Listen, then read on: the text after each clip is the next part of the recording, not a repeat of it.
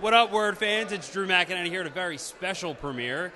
My buddy Zachary Block is premiering his directorial debut, Fathoms Deep. Let's talk with the cast and crew here tonight and see what they have to say about this little indie that could.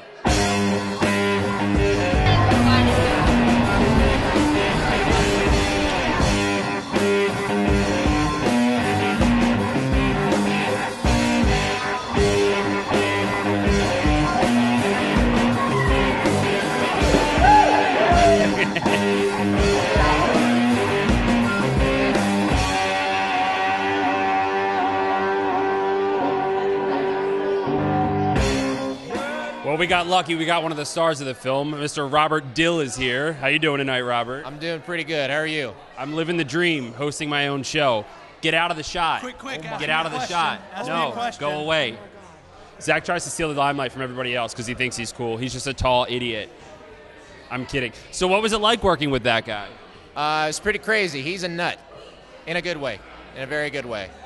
I don't believe you. It was absolutely wonderful, Zach. He's very passionate about what he does. And when we were shooting Fathoms Deep, there's almost like, no, don't do any of that. There was on a personal level, I have to do that. Fair enough. But with 5 people being on set at any given time, and we're out in the middle of the desert, and it was just laughing and having fun the whole time. So I mean, that's the kind of thing that I enjoy, and he's fun to work with, and he's definitely talented. He's one of the few directors I worked with that I actually enjoy hanging out with. So it was good. It was fun. Cool. So why don't you tell everyone out there a little bit about your part in the movie? Let's see. I play Christopher Cash Page. And what it is this young man is in a bit of a troubled spot in life, and he's got a little bit of mob ties, as you can see in the movie. You can buy it online. And pretty much what it is, it's a turning point in life for this character where he has the choice to either get out while he still can, or pretty much see his fate to the end. So there's a big choice that goes in there, and you have to watch to see what happens.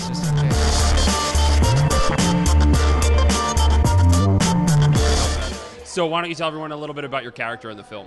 Let's see. Bandages is one of the hitmen. He's actually Russell's partner in crime in the film, and he takes his job much more seriously than his partner does. So he's there to do the job. He's very serious. He's professional.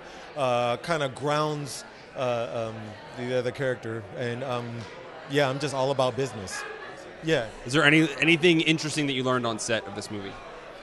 I learned that movie making isn't as glamorous as they say it is, but by the same token, I love how raw it was.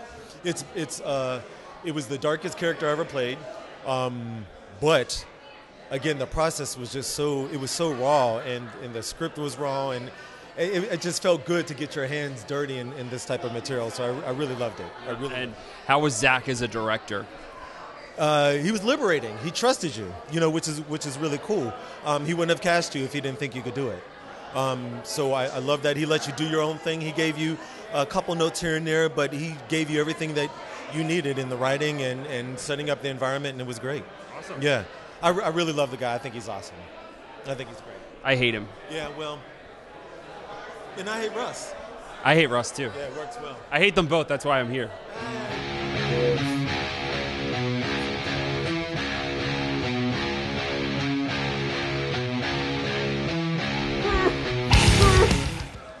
Are you rolling? You are now? Good buddy.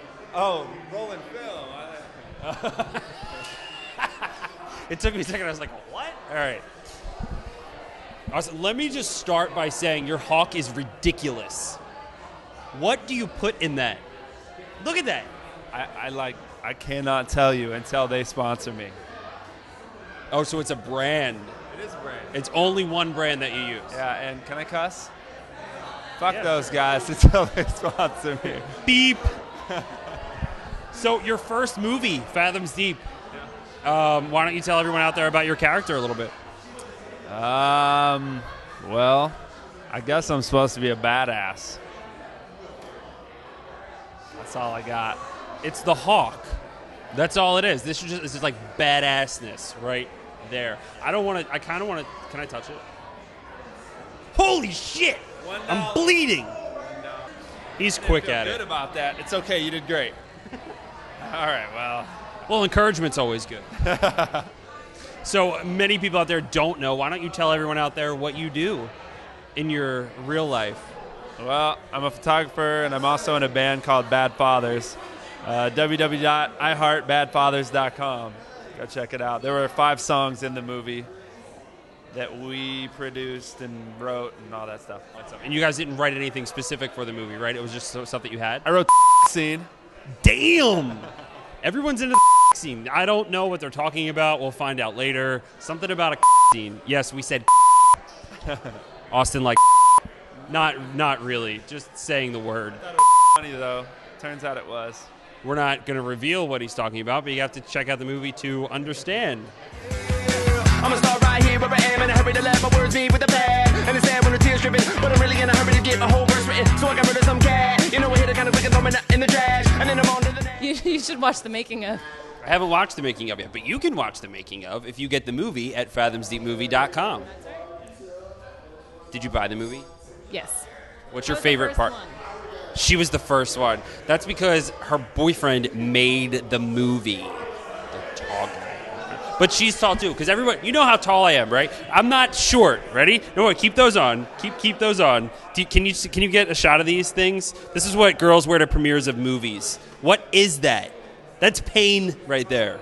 That's it. But look how tall she is with these. Watch. You're tall. Stand up. Show everybody how tall you are. Don't up the skirt shots. Thanks. Look at how tall that she is right there. Can I please get one question? Can you get out of the thing and I will worry about you Does later? that count as a question? No. Look how tall she is. And I'm tall. I'm 6 foot. You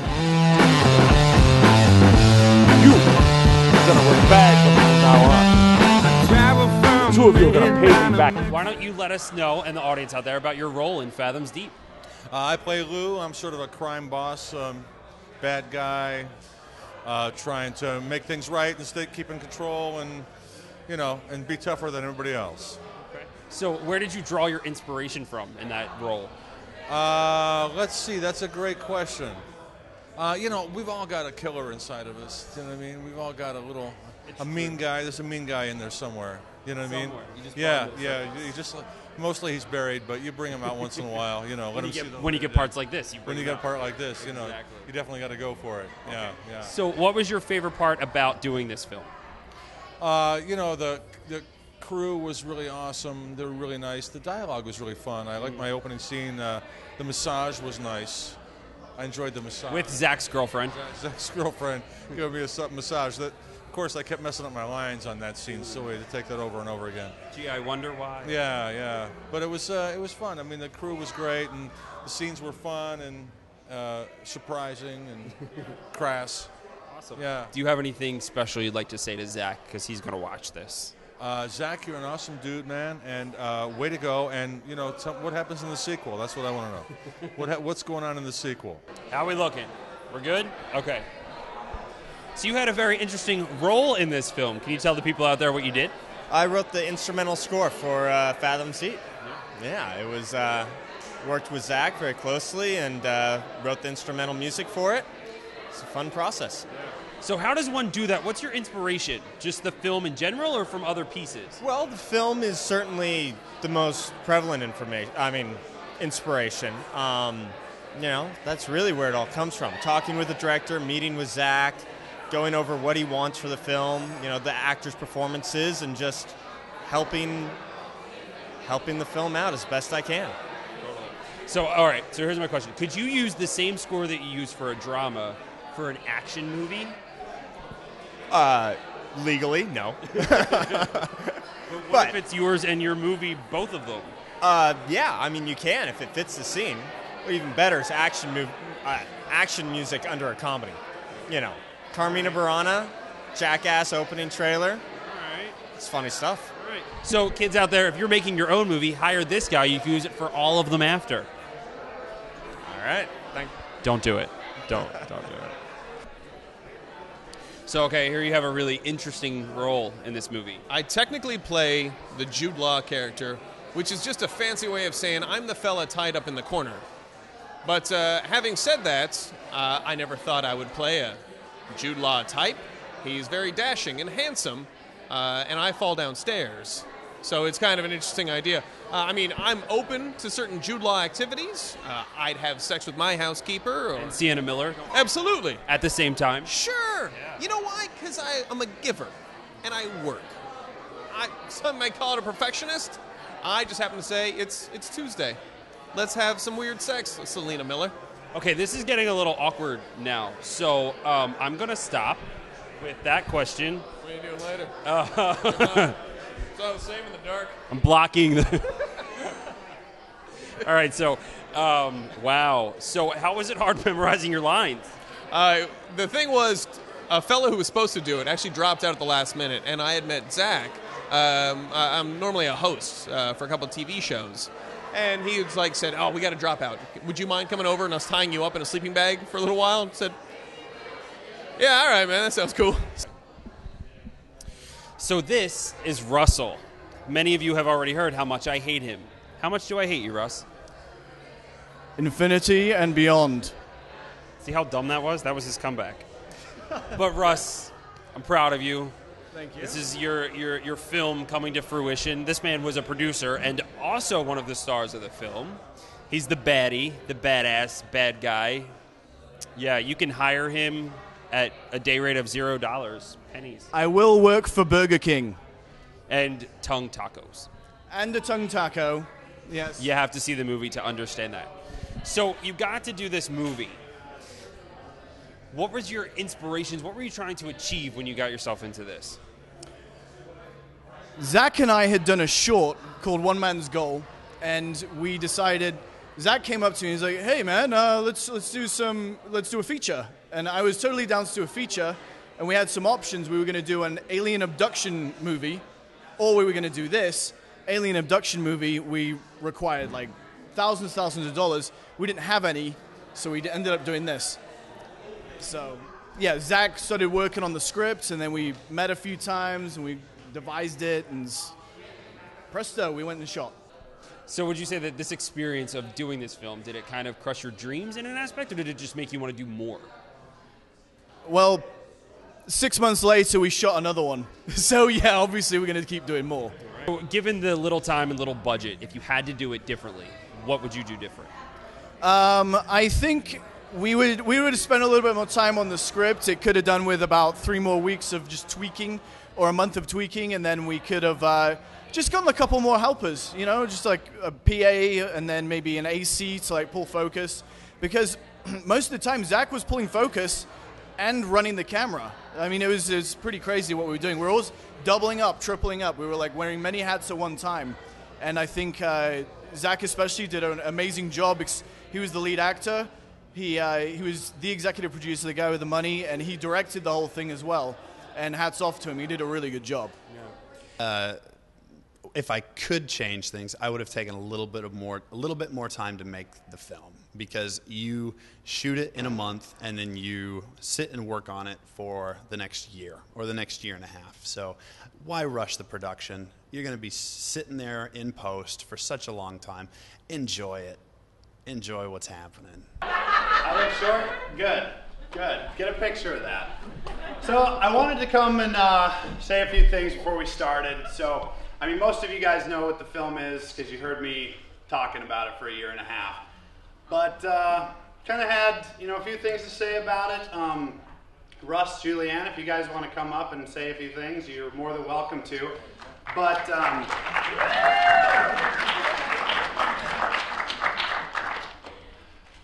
so I guess the whole movie making thing started about 5 years ago for me, and I came down to Los Angeles, and all you guys out there, you got hopes, dreams, ambitions, and mine at that time 5 years ago was I knew I wanted to do something in the entertainment industry. So I didn't know if it was music, if it was movies, if it was working at a magazine, writing, whatever. I ended up writing motorcycle stunts for Persian music videos. And that was fun, and it was great, and it was wonderful, but I wanted so much more than that. And so I started acting, and I did 2 years of that, and then those films started coming out, and I was thinking, they weren't that good. So I wanted more than that. And so I made my first short film, and it was Bukavina Card Game. And I thought it turned out great, but it was a short film. And then I met this guy, and I talked him into spending some money on some sound gear, a microphone, and I spent some money on a camera. And we said, hey, we can make movies, so we made One Man's Goal.